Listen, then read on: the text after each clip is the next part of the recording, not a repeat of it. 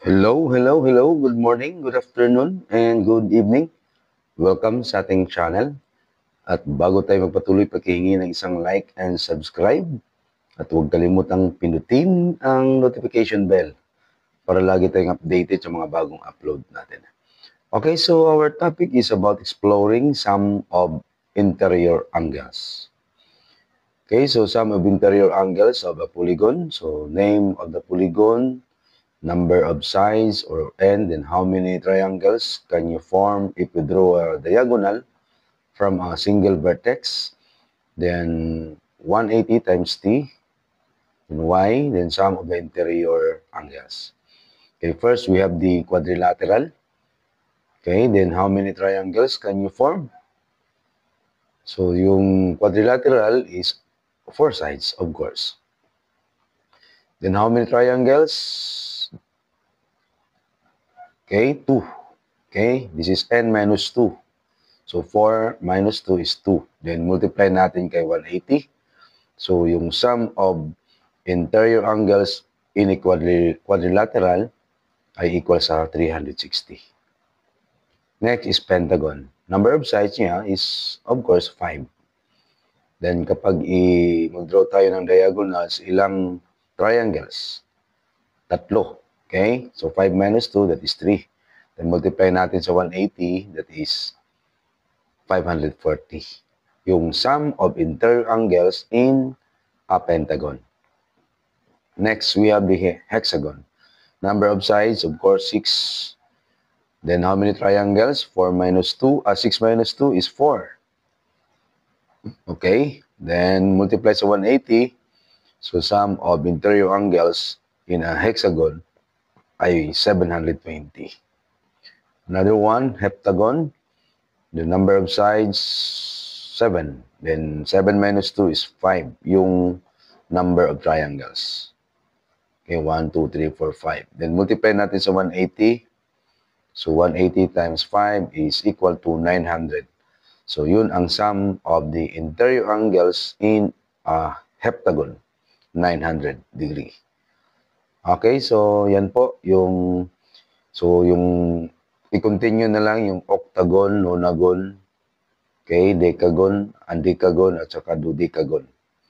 Okay, yung n-gon, so number of sides niya n, then n minus 2, ito yung formula. So 180 times n minus 2.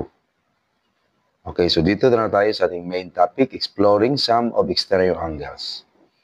So wag na yan kasi pang klasiko na yan sa classroom situation. Okay, dito tayo sa sum of interior angles of any polygon.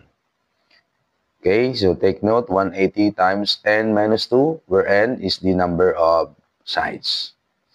So, sum of the exterior angles of any polygon, so sa labas ng polygon, okay?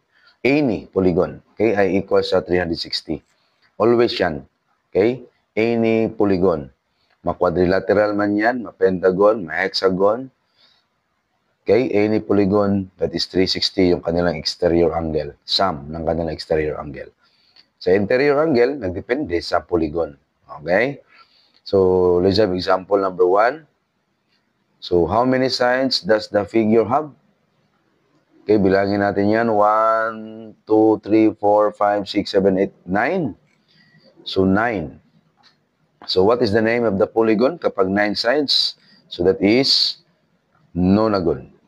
Okay, ngayon, what is the sum of each interior angles? So, bilangin natin, or what is the sum of the interior angle?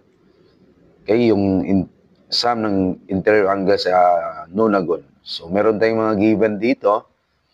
Okay, take note, 180 times n minus 2. Yung n natin ngayon is 9, that is nonagon. So, 180 times 9 minus 2. So, 7. So, 180 times 7. So, that is equal to 1,260. Okay, yun ang sum nila. So, ngayon, meron tayong hinahanap dito. So, what is the value of x? Yung x na, ano yung value ng x o anong measure ng x na yan?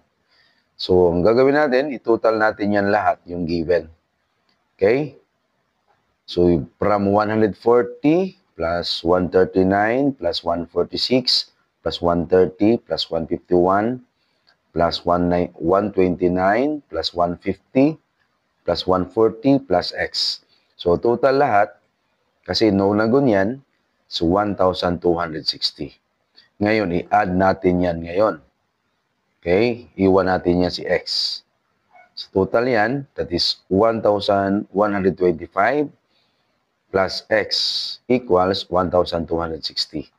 Then, i-transpose natin yung 1,125 sa right. So, that is x equals 1,260 minus 1,125. So, yung value ng x is equal to 135. Okay, next. Number 2. So, what is the sum of the interior angles of 32 gun? Okay, so 180 times n minus 2. So, 180 times 32 minus 2. Kasi 32 gun yung given. So, 180 times 30. Kasi 32 minus 2 is 30. So, 180 times 30. So, that is equal to 5,400. So, what is the measure of interior angle of a regular 32 gun? That is 5,400. Divide natin sa 32. So, that is 168.65. Okay, so what is the measure of an exterior angle of a regular 32 gun? Exterior angle, so therefore 360, divide natin sa 32. So that is 11.25. So to check, 168.75 plus 11.25 equals 180. Okay, so this is also a supplementary angles. Okay, another example. Okay, how many sides does the figure have? 1, 2, 3, 4, 5. This is pentagon. Okay, the name of the polygon is a pentagon. Then what is the sum of its interior angles? So 180 times n minus 2. So yung n natin is 5. So 5 minus 2 is 3. So 180 times 3 is equal to 540. So we have to solve for x or find the value of x. Okay, so of course, we have to add yung given na binigay from 100. Total niya is 540 ha, sa kasi pentagon yan. So, mula 126, 190, kasi because of right angle. Okay? Tapos, plus x, at isa pang given na x. Dalawang x na yan. So, total natin yung 126 plus 100 plus 90. So, that is 316. Then, plus dalawang x. So, x plus x, that is 2x. Then, yung 316 transpose natin sa right, magiging negative 36 or 540 minus 316.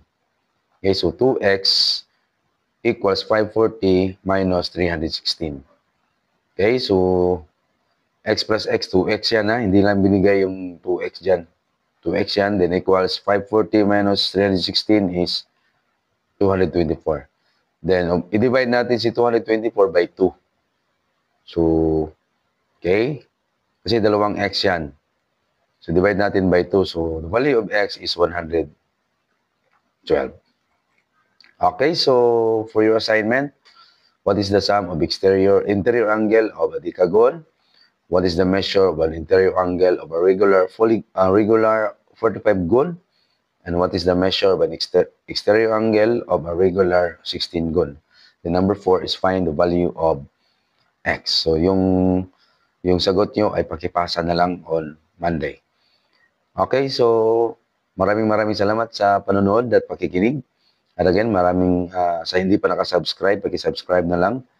At huwag kalimutang pindutin ang notification bell para lagi tayong updated sa mga bagong upload natin. At of course, paki-follow na rin sa ating Facebook page, Sir Ariel Math Review. Maraming salamat and God bless.